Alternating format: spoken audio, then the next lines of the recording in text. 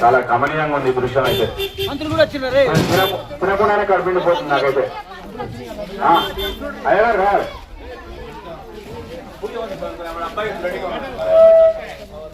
Committee సభ్యులు కొంతమంది ఇటు రావాలి. సేవాదళం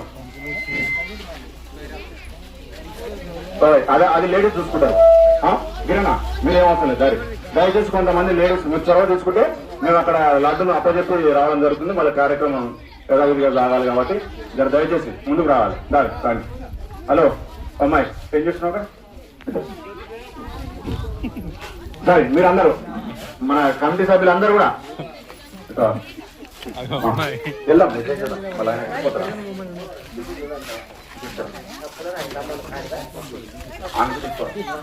అది దాని మీద శివా